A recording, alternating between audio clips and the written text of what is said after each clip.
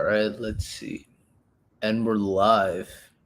Welcome back everyone to 305 Takes. Today is Football Friday and we got a good show for you guys today.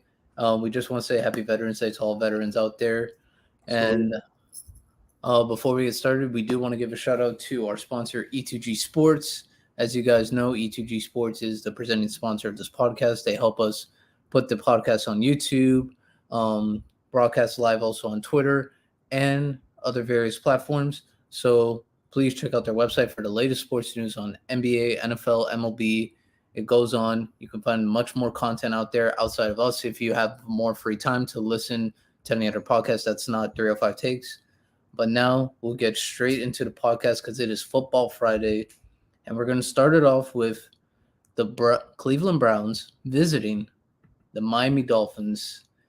And this game, I'm gonna be honest, bro. I think this game might be pretty boring because I like the Browns' defense. I just don't like their offense, and that's my only problem with this. Because I obviously, if the Browns had Deshaun, this would be much different. I feel like this probably would have took that primetime slot away from the Chiefs and Chargers. That's what I think personally. I don't know. I'm a little bit concerned about this one just as far as matchups go because we saw the Dolphins just get absolutely obliterated by the Bears really through the running game and the fact that they had Justin Fields. I get that Jacoby Brissett doesn't bring that element to the table as far as running the ball, but with the Browns being able to go with Chubb and Hunt the entire game, I mean, I expect them to both have big games, and I really think I think this game really comes down to can the Dolphins not turn the ball over?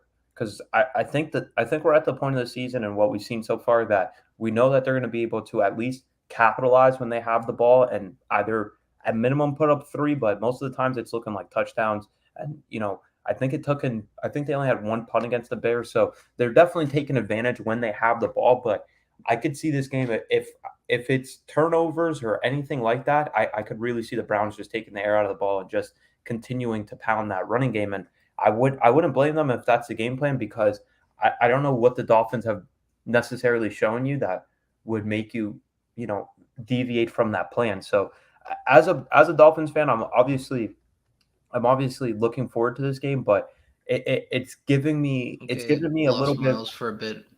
The connection. We'll try to bring him back, but we'll just continue on here.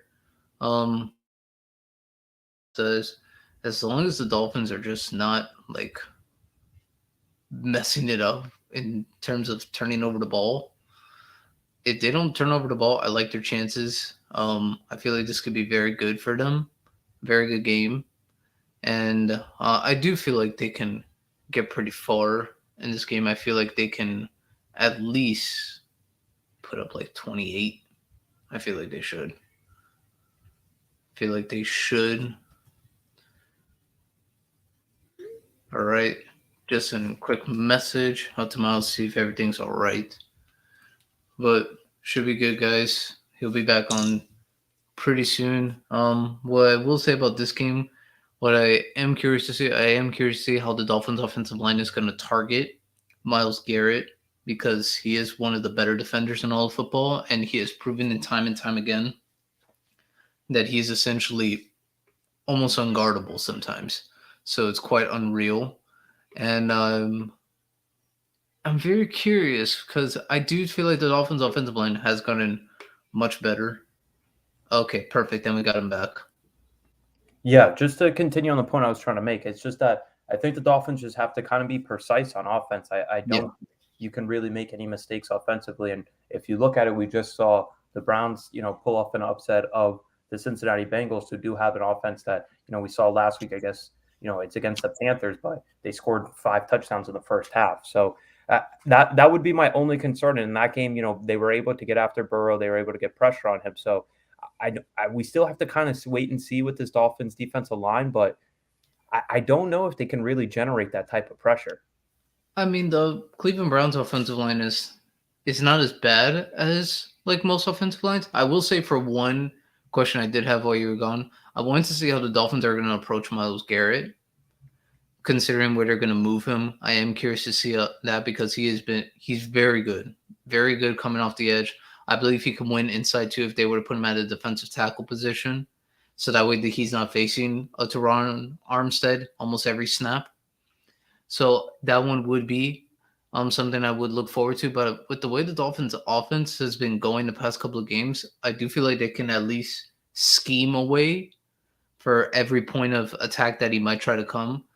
Though one thing I will if he gets matched up on Greg Little, oh my goodness! All right, it's going to be tough. So I do feel like if not, maybe the Dolphins will try to run the ball more to negate Myles Garrett. I feel like maybe Jeff Wilson could have a solid day. Maybe Raheem Mostert gets a little bit more carries now, and maybe the Dolphins' run game that we thought would be so lethal coming into this year might actually start. The only thing now it's going to be that Dolphins defense, like you said. I mean, because we talked about it on Monday. They're just simply not that good. And that was with Justin Fields and basically it. Whereas now, okay, you're facing a Nick Chubb, a Kareem Hunt. Amari Cooper has been solid this year considering his quarterback situation. So, and this is what the best offense the Dolphins have faced since week 6 when they played the Vikings, because it was Bears last week, the week before Lions, week before that Steelers. And we can honestly make an argument the Lions are before the TJ Hawkinson trade, they were the best offense. Yeah, I mean they were able to move the ball up and down the field on the Dolphins, at least in the first half, and then it fell apart on them in the second half. But I mean that was the thing. The Dolphins didn't make any mistakes and were able to keep up until the defense finally, figured things out to, somewhat of an extent. But I, I I'm not saying that I'm too concerned about it. I would stay away from betting it the 3.5. I mean that sounds like I could see it finishing exactly at 3. If I were leaning anything, I would take Browns. And the number was, I believe, 4.5, and now it's fallen down to 3.5. So it's been quite a big movement on that. But yeah, I don't really see how, unless the Dolphins are able to get turnovers and make Brissett, force Brissett into some bad plays. I don't really see how this one finishes more than a field goal. Yeah. But I think the Dolphins' offense will be fine. Tua's playing good. Tyreek Hill, we've said before, should be in the MVP conversation. I don't think he's going to get a vote because he's a wide receiver. But, I mean, that should be something because I do feel like their offense is just too much for that defense. But I do want to talk a little bit about one video I sent you. So for anyone that doesn't know, a lot of people like to remind us, especially me, they say, hey, I remember the stuff you guys said about Tua. And I was like, okay, fair enough. Because Tua has been playing very good this year. But I also will say I have defended Tua on a lot of moments because there's a video I sent Myles, and it's other people, like another podcast show, whatever they want to call it. They said the top two, there's 2 wide receivers in the league that are number 1 and number 2 on targets of most uncatchable footballs. So that means almost every time their quarterback is throwing them the football, there's a good amount of time that ball is not going to get catch. And it's Jalen Waddle and Tyreek Hill. I just don't know what that's supposed to mean, though. That's my only thing with that stat, because the thing about him is that his completion percentage is unbelievable. Yeah, it's stupid because I've said, what's the point of that? Was the pass completed or not? That's how I look at it. If the pass was completed, that stat shouldn't matter. Yeah, and that's the other thing is that, okay, they're saying uncatchable targets, right? But does it matter if it's 15 yards overthrown as opposed to 10? Like, Yeah. what is the difference? So if I throw the ball 7 yards further than where the target is supposed to be, another quarterback throws it 5 yards, that means there's a 2 yards difference between us. And if you look at his stats for the year, Tua's at a 69.9 completion percentage. Yeah. So I'm like, that stat is honestly kind of meaningless. And honestly, at this point, and how the way the season has gone, you can still have your doubts about Tua, but the way the season is going, he has put most of those to bed, at least for the rest of the season. Like we can see, like you can say, oh, let's see it in the biggest games when things really matter. Let's see it that second Bills rematch, the Jets rematch that they're going to have. Or if they want to say a playoff game. Fair enough. If they make a playoff game. And I mentioned those two because I think those are going to have huge playoff implications, and not only the division, but also for the AFC. And, it seems like no matter who wins the AFC East, it seems like at least one team is going to get a wild card, maybe 2. And It just, unfortunately, because the Bills are so stacked in the way their season is going, if they win the division, the Dolphins get the wild card, for example, that means every game is going to be on the road.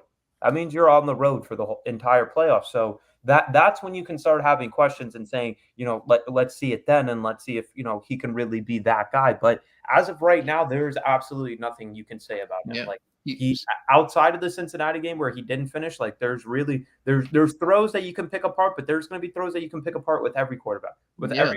That's every quarterback. There's a lot of quarterbacks that throw uncatchable passes, but sometimes that's on purpose, so that way it's not a turnover.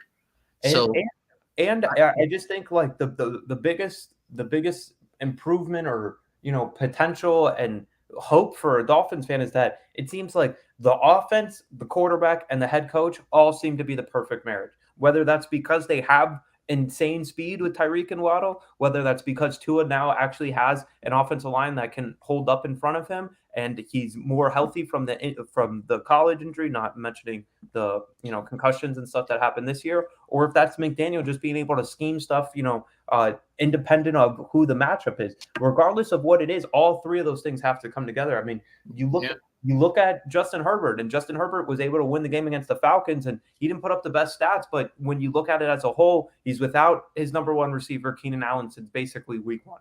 His number two receiver, who could probably be number one on a lot of teams, Mike Williams, is gone. Austin Eckler was questionable going into that week. Once you start peeling it back, like, there's going to be things you can dissect about any quarterback that you don't like, Yeah. So I just found that video. I was like, it's a very hard position to play. And especially made even harder when you don't have the requisite skilled positions and talent around you to make, your life easier and make the offense better. Yeah. So that's why I just found that video. I was like, I get what you're saying, but I also feel like that's meaningless. Just because, like how we said, sometimes quarterbacks throw the football away just so that way there's no turnover, there's no pick, no fumble. They just throw the ball to play another down. Yeah. And am I going to blame a quarterback for that? No, that's playing smart football. Yeah, the more chances you have, the more likely you are to at least move the ball down the field, and at least if you have to punt, you get better field position. So field goal range, it's just more opportunity. Yeah, so that's where I was kind of like saying, okay, yeah, that's where I was like, all right, I get it. I mean, we've said it before. Like, I've said it. I go, I'm not the biggest fan of Tua. You've even gave your analysis on Tua when we did our quarterback bashing, and a lot of people still remember it. But still, you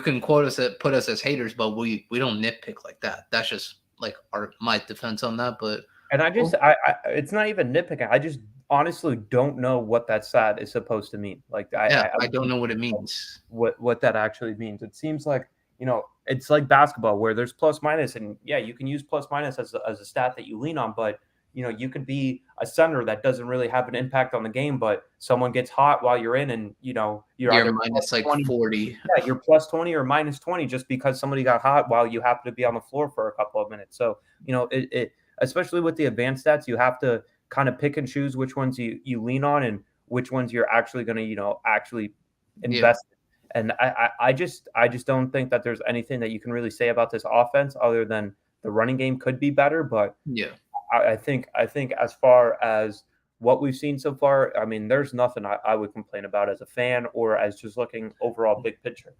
Yeah. But just to continue with the game, but I was going to say I'll still continue for Tyreek Hill to win MVP because Jalen Waddle. Do you remember how many yards he averaged per catch last year? It was not as much as this year, I can tell you. I can pull up the stats. I think it was like around 6, maybe lower.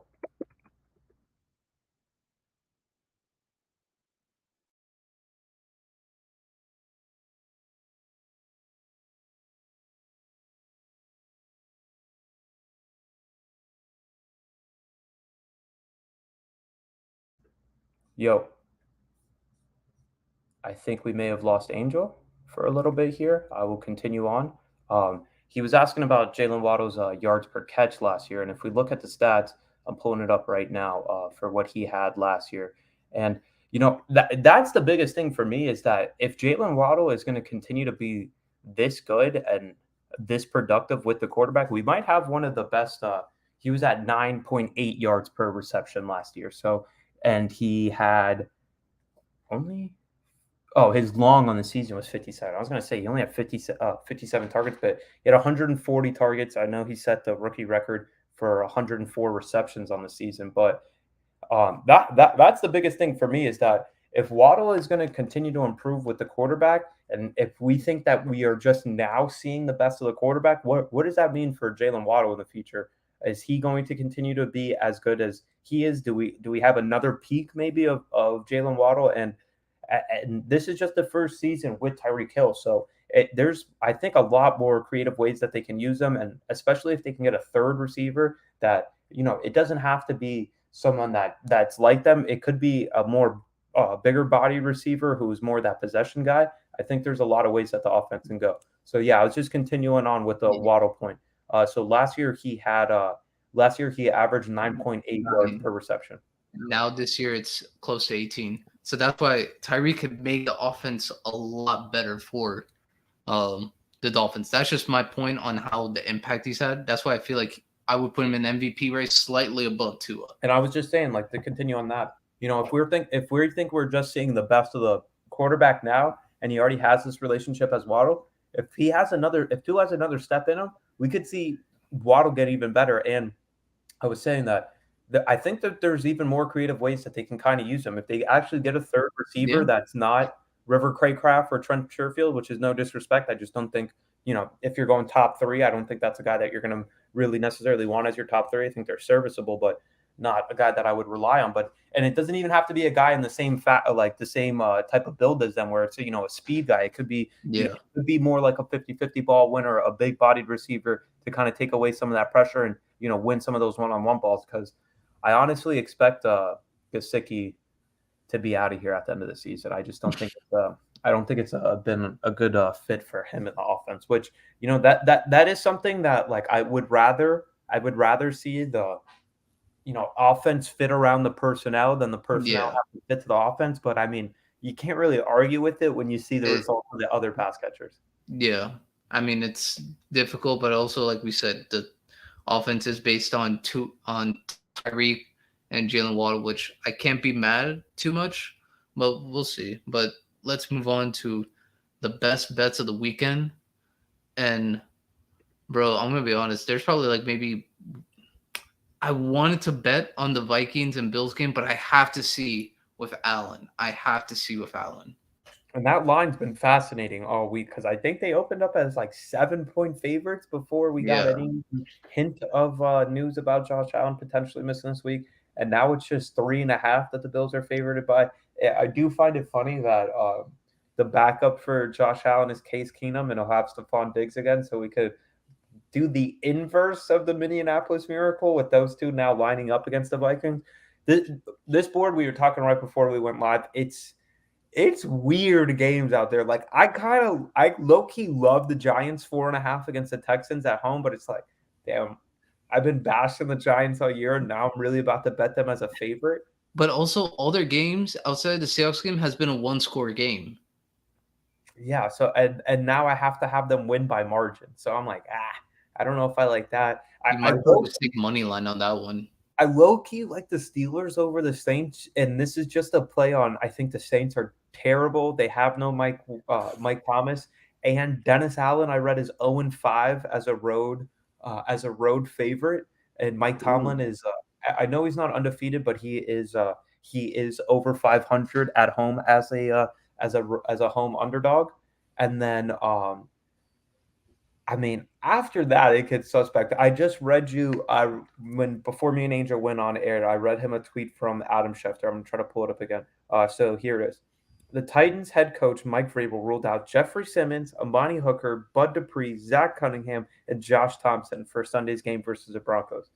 I get that the Titans are at home, but the Broncos are still 3-point underdogs. So, like, I don't get how that line didn't move at all. And then, so I mentioned to Angel that I have the Russell Wilson Memorial teaser that I'm doing this week. So I'm taking both the Seahawks and the Broncos up 6 points. I have the Seahawks at 9, and I have the Broncos by 8. So I mean, with those injuries on defense and with Tannehill potentially coming back after missing a couple of weeks, I don't see the Titans winning by 8 or more to make Yeah. it that one. The one I'm a little bit more suspect on is the Seahawks, even though I kind of like the Seahawks to win the game, but I don't know if you can I know they've been good, but can you really trust two rookie corners against Tom Brady? Uh, Honestly, no. But That's the thing. but I also would be like, okay, the Seahawks, they've been a fun team this year to watch. They've been fun. They have been fun.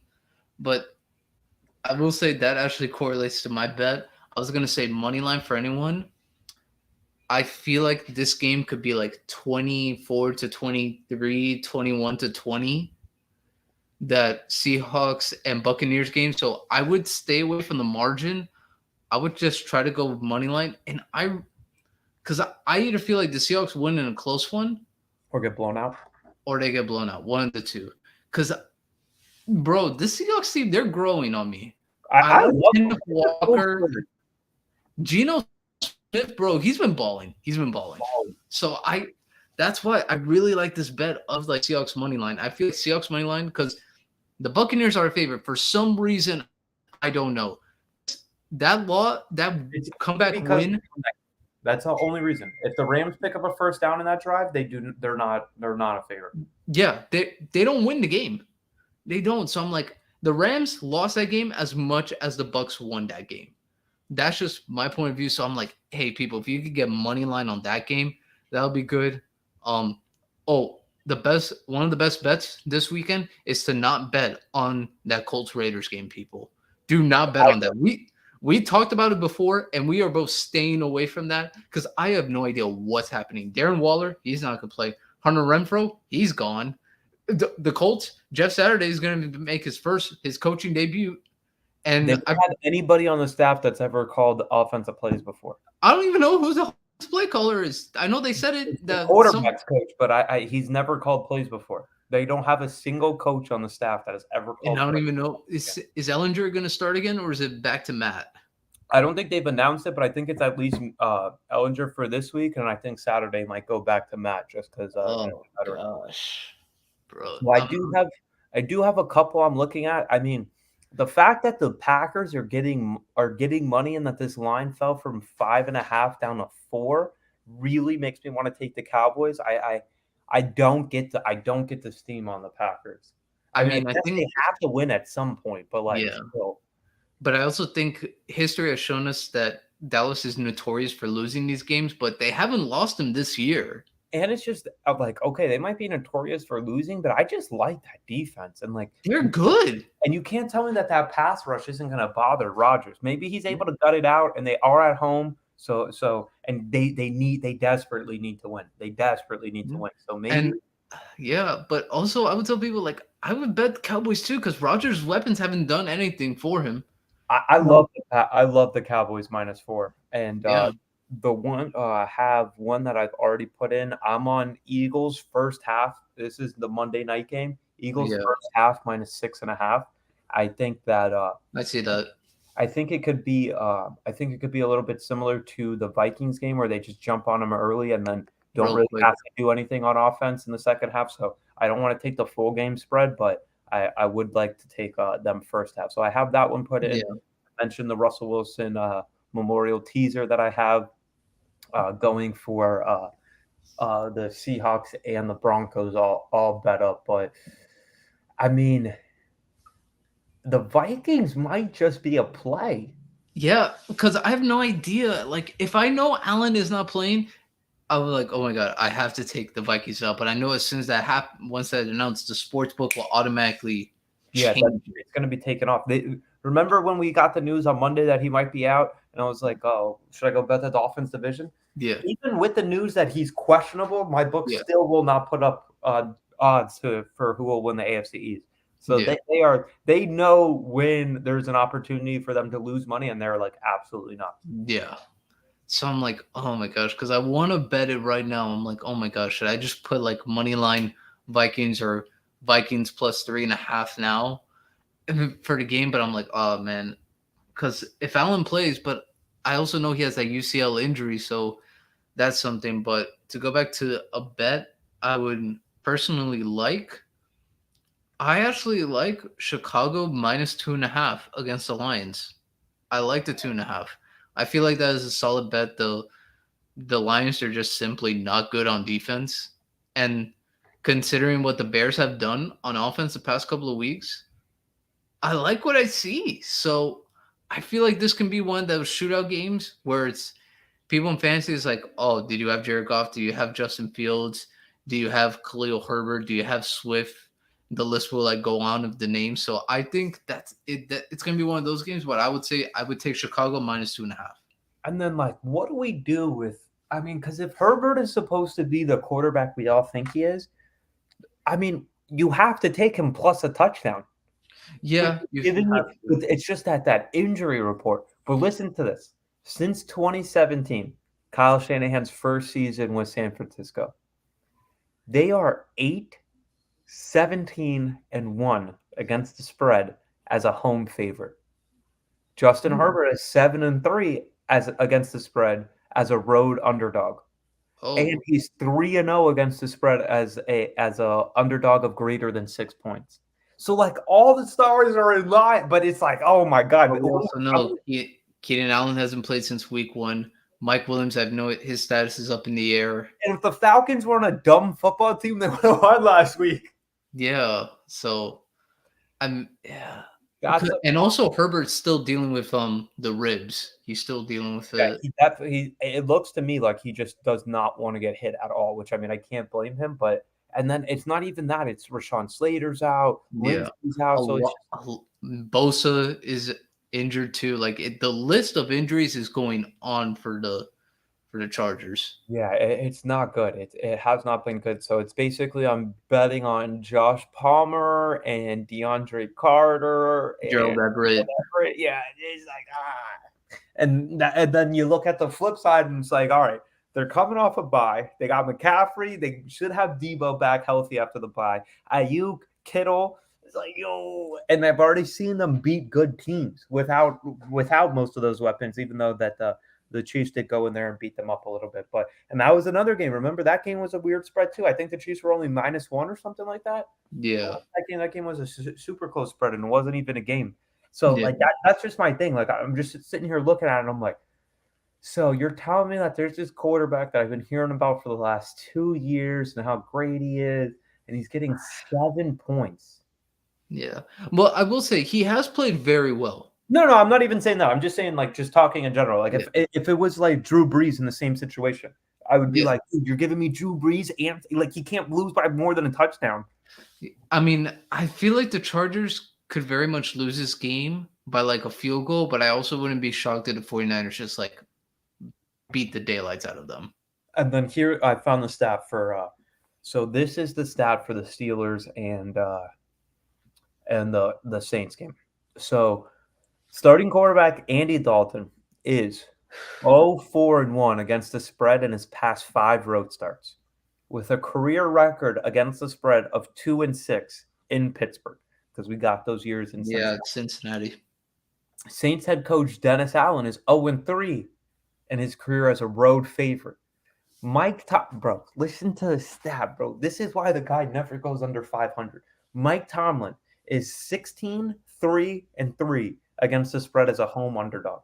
That's 16 wins against the spread as a home underdog. That doesn't mean that they're winning all of those games, but he's covering a huge majority of them. And this one, you're getting the points. It's not even like I like it too much. No, that's good. It's definitely good. There's a lot of good bets out there this weekend, guys. It's definitely one of those weeks where it's like the bet is like how Miles says the stars are aligned for you to make a good bet, but you just have to take that risk. But that's the whole thing about gambling.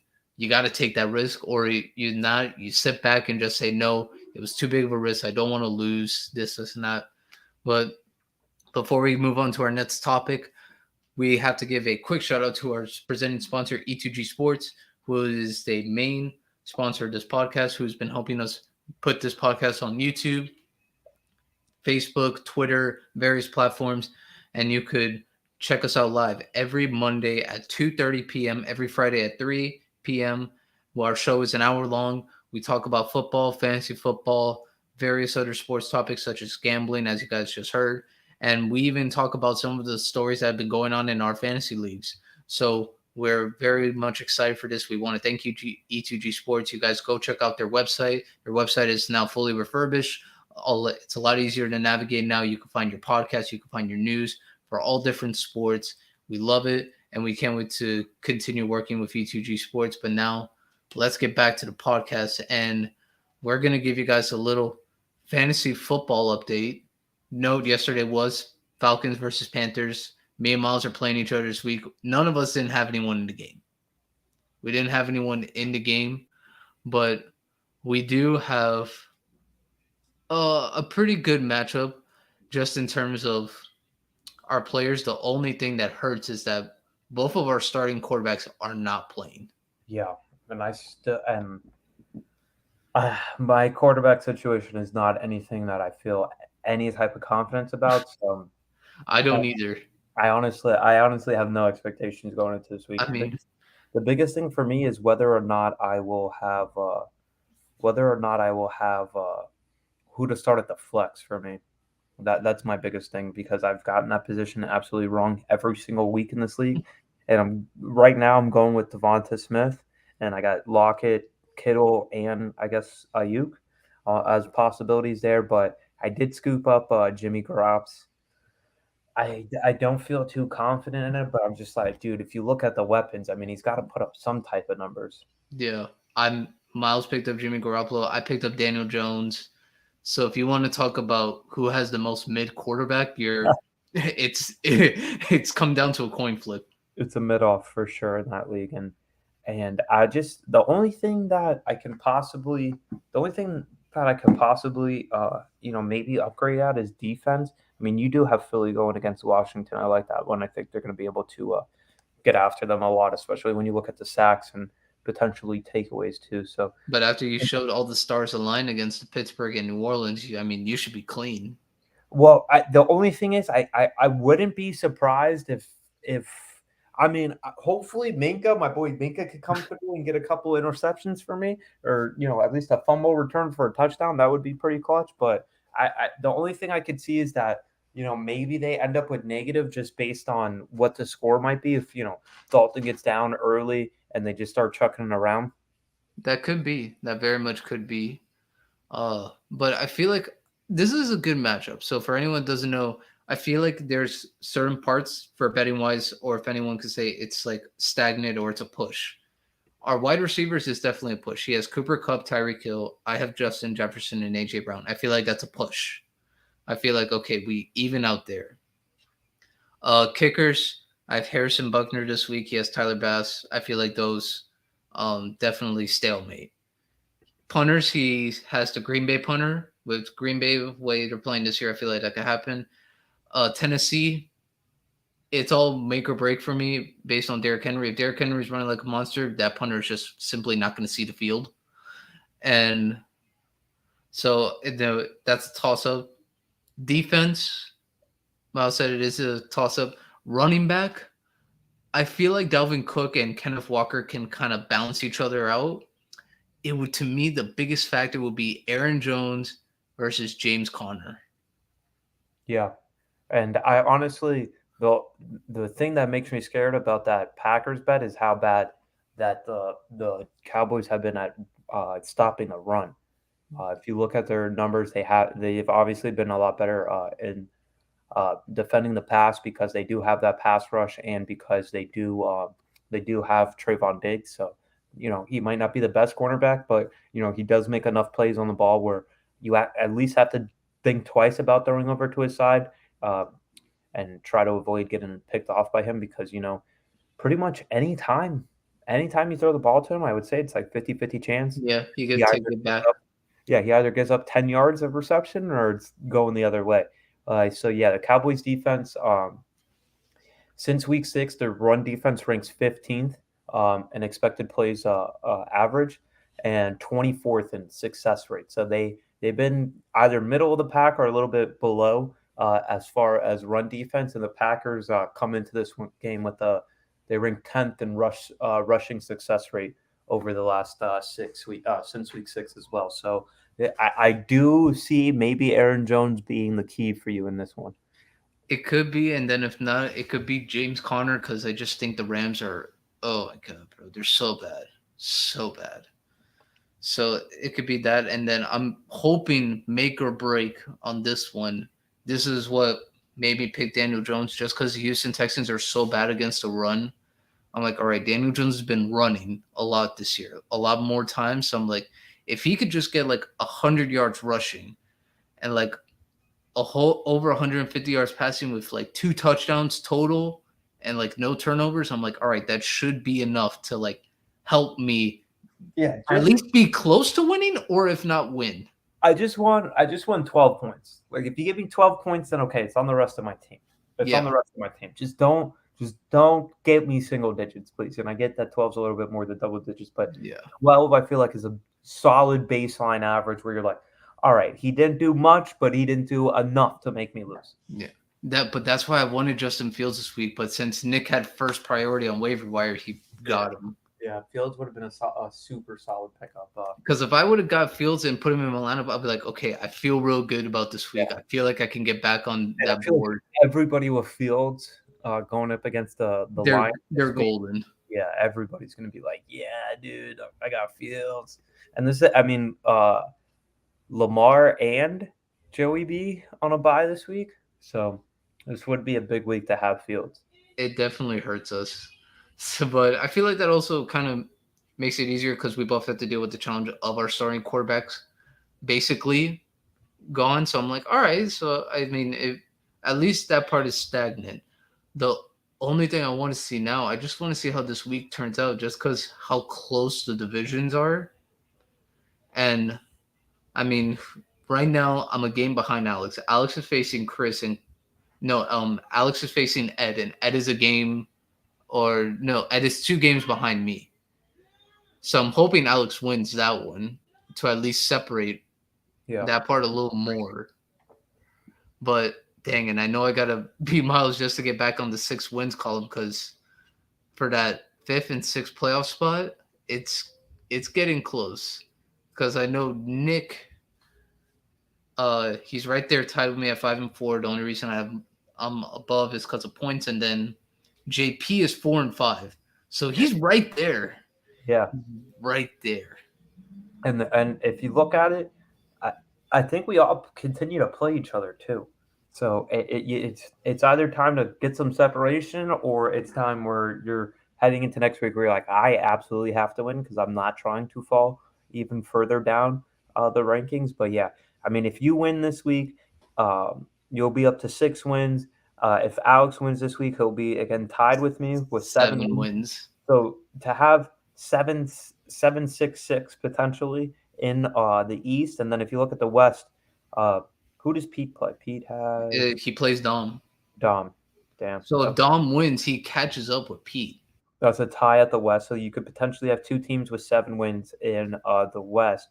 And then if you look at Nick plays JP. Oh wow! So you have 1 and 2 and 3 and 4 in that division playing each other. Who does Moy have? Is he just on a bye? Have we just give him a bye this week? Moy, he's playing Ryan, but both of the teams are both teams that are 1 and 8 face off this week. We got the toilet bowl going on this week. Oh god! And Moy is projected to win that one. Moy's projected at 121, and JP's projected at, or is it Ryan? Ryan projected at 103. Oh man, bro, that's good. Well, Ryan dodged the bullet by not starting Cordell Patterson, as he only got 3 points on his bench. So at least start off the week on a terrible note. It's just, man, I'm kind of scared because this is the home stretch. Because I know after this week, I play Ryan, then Myles is playing Ed, and then going off to that week, there will be only 3 more weeks left. But I play Dom, then I play Edwin, and then I play JP. I play Alex week 12, not this next week coming up, but the week after. You play Alex, and then you got Pete, and then you finish off with Dom. Dude, I got a tough ass stretch. Let me see Alex, because Alex is the one that's like really okay. So this week, he's playing Okay, he's playing Ed. Then next week he plays JP. JP's 4-5. Then he has you, like you said. Sheesh. Then he plays Ryan. I thought I was chilling in this league, bro. I thought I And was. then he plays Moy to end the season. Oh man, that's not fair. But if you look at the playoff percentage, it's tough. So I'm at 99, Alex is at 96, you're at 85. And when you go to the West, it's Pete at 97, Dom at 89, Nick at 72, and then it's JP at 50, and Yeah. and then, and then it's Moy at 1%, Ryan Then, at 0%, and Edwin at 13. So it looks like that last playoff spot will come down to JP and Edwin, with Edwin having just a slight chance to stay in it. So he would need a win this week. yeah, it's because I know it's 6 teams. If I could keep the 5, I know I'll be fine. Then it'll be down to just Nick, JP, and Edwin. Edwin obviously has the tougher part because he has to get 2 wins just to tie Nick.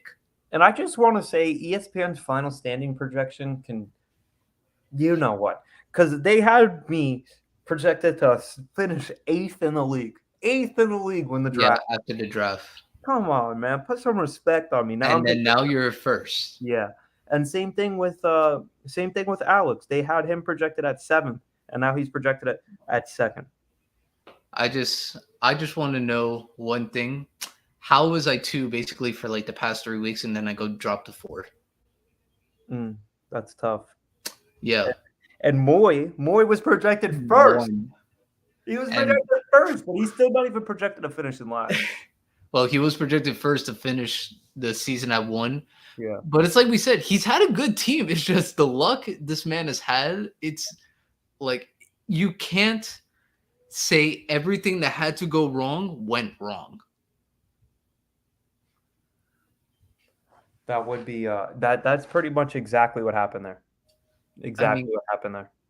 Because for anyone that doesn't know, I'm going to read you guys Moises' fantasy team in week 1. Like we'll just show him the team he had drafted going into the opening week of fantasy. So Moy had Kyler, Alvin Kamara, Leonard Fournette, Jamar Chase, AJ Brown, Cole Kmet, Cortland Sutton, the Bills defense, Harrison Butker, and he had the Pittsburgh Steelers punter. The first week, he dropped 148, and he lost. That's just bad luck. This is what we mean, people. Like, we're not just being dramatic, and that's because he's our boy and it's our league. No, like, he's actually had the season from hell. Like, it happens in the NFL sometimes where like they just can't catch a break, entire team's injured, whatever it may be. That's Moises in fantasy this year, and he's not. It's not like he's a bad fantasy player. I'm in another league with him. That's a sleeper league, and in that league I'm absolutely killing. Like, at this point, I think everybody should just Venmo me because it's a wrap. I'm 8-0 in this league, and like I haven't even. I think my lowest margin of victory was 9 points. So I don't even think it's a deciding factor in this league. But I'm 9-1 in first place, and Moy is 7-2 in second. And it's crazy. Remember when I traded him Mark Andrews? He's only had 2 good weeks with Mark Andrews. Outside of that, it's been nothing from him. Nothing. Yeah, that's tough. This is what we mean, people. And I was like, he gave me AJ Brown and Tyler Conklin. Tyler Conklin's no longer on my team. Yeah, so it's not even like he got necessarily ripped off. Like, he got value out of the trade. It's just that it just has not worked out. It's just been, and I tried to get Tony Pollard this week because I love Tony Pollard because I was like, oh man, he has Damian Pierce. Like, he's good at running backs. Like, he doesn't need another one. But then he's like, I want a quarterback. And I was like, bro, you do know Lamar's on a bye this week. He was like, wait, oh my gosh. Yeah, Lamar is on a bye. That's why we said on the podcast last week, this is the time in the season where you gotta start looking ahead. It's not about just this week and trying to get the victory. You got to start kind of planning ahead.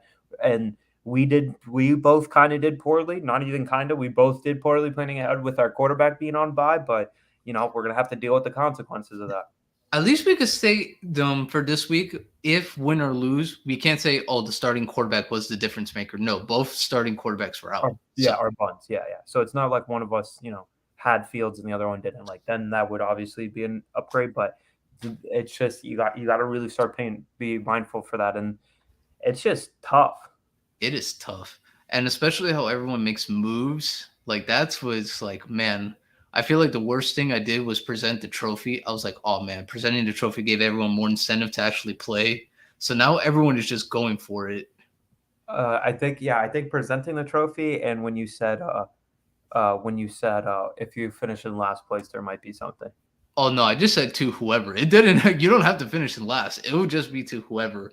I like the little last, get people motivated to not finish in last. But it seems like really this week and with Moy and Ryan facing off, that might be our Ugh, triple. man. And that I don't know where that's going.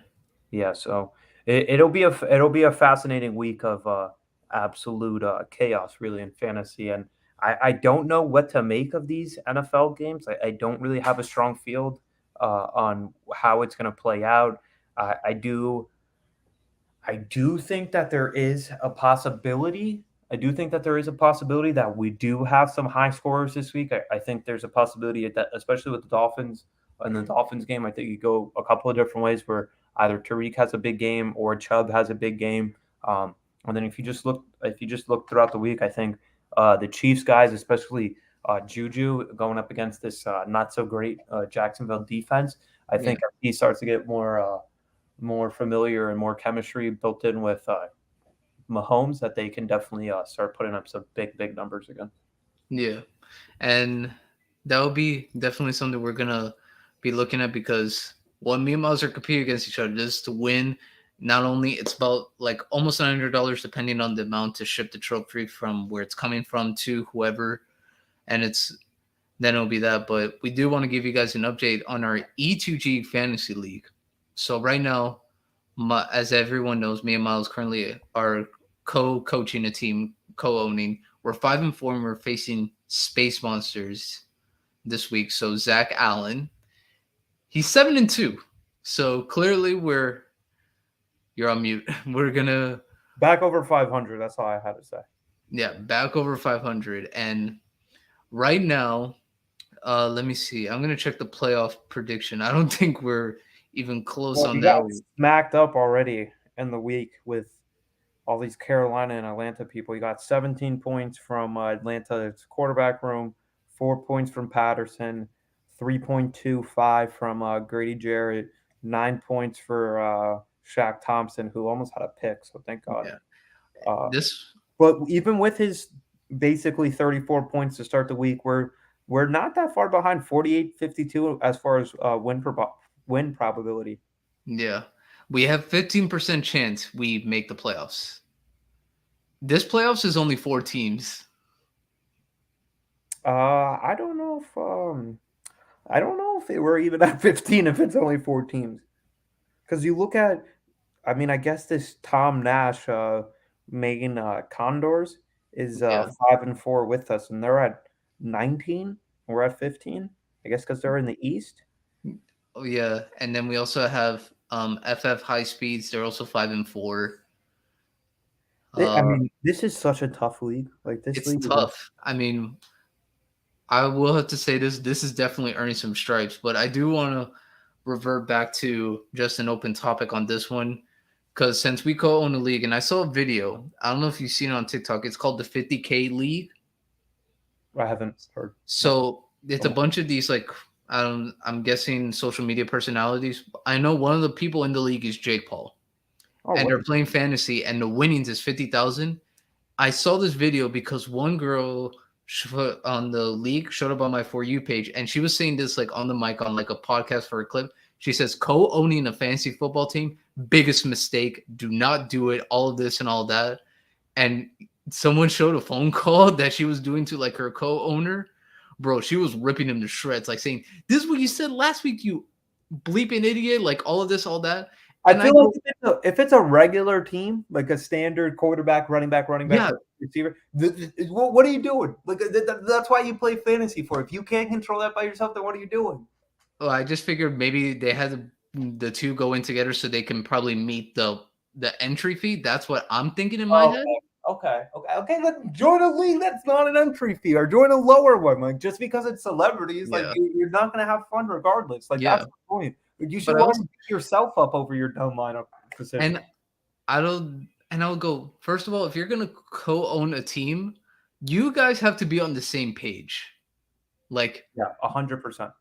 like for us, I think it's easy because I've never had any problem with like you've moves. I was like, I'm perfectly cool with that. Like I have no And issues. all I've really done is just if someone's on a buy, add, drop, boom, Yeah. boom. That's it. That's it. Just Like literally we've it. Or somebody almost gets done injured. nothing. Yeah, if someone gets injured, if they're on IR for the season, okay, boom, boom, we're out. Yeah. Let's see if we can get another kid from Florida. Yeah. I mean that's pretty much it. And I even knew if it was regular lineups, I'll be like, okay, cool. I know it's fine because all my fantasy moves, I've texted Myles. And I'm like, yo, what do you think of this? And most of the time we're on the same page. So I'm like, all right, cool. Like I really don't have any issues there. Yeah. But I also said, man, that's for $50,000. I was like, I if mean, this was 50 grand, I'll be like, Miles, we have to treat this like a job. no, that's a whole that's I mean, that's a totally different scenario. And like if you're really entering that, like if you don't have the money to enter that league with the entry fee by yourself, that means most likely that money would be life changing for you, which is no shade. If I got Yeah. $50,000 right now, that'd be life changing. But you know how random fantasy is? Like Yeah. it's not like something that you can build out, build out, build out. Like one, you have to if you want to make upgrades to your team, either have to get lucky and waivers. Two, you have to still agree to make a trade with somebody, which means you're still going to give up some value because no one's going to take something for nothing. And like it's not like other things where you every day, you can look at as much as you want. They're all projections. They're all just projections and what people think they can do. Yeah, okay, the matchup, this pass defense might suck, so I'm gonna start this receiver. Yeah. Well, guess what? Sometimes it doesn't matter. Like sometimes you can put all the preparation into it and you just drop an egg. Yeah.